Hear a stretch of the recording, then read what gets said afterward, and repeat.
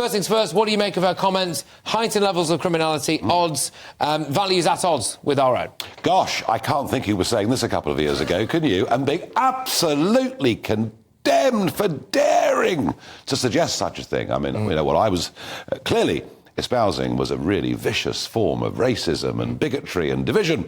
I'm delighted that the language has moved on.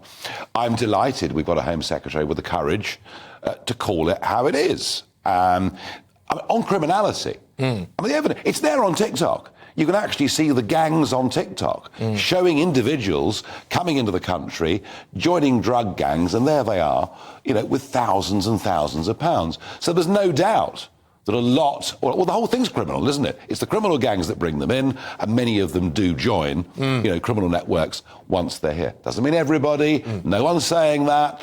And the values at odds thing, well, I thought Robert Jenrick's comments yesterday were also very, very strong on this. Yeah. Look, you know, it's a known fact that if you put a very large number of young males who come from countries in which women aren't even second-class citizens, well, don't be surprised. Well, it's not just that, is it? I mean, it's, you know, the LGBTQ community. I don't think they're particularly large in a lot of Middle Eastern countries, and I don't imagine that they would do particularly well in Afghanistan, for example, and then at the same time we're expected that a lot of people would come over here and integrate perfectly in our modern way of life. If you said a word on this programme that was interpreted by the LGBT community to be prejudiced or biased against them, they'd be hell to pay, Patrick, for you.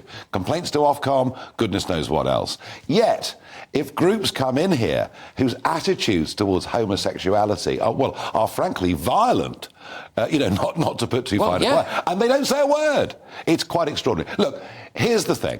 Here's the thing. Whether it's through genuine sincerity or whether it's through electoral pressure, the government have realised over the course of the last year that this issue could cost them the red wall. Yeah. So they've toughened up the rhetoric. They're toughening up the legislation. But at the same time, when concerns get raised about the lack of compatibility with the principles enshrined within the ECHR, Suella basically admits that it's not compatible, does it very gently. And Rishi Sunak says there are no circumstances under which we're going to leave ECHR. And so my guess is that the game they're playing is to say to the British public, hey, you know what? We think the same as 70% of you. Like you, we're prepared to speak out on your behalf. But these terrible, horrible foreign judges are stopping us making our own decisions.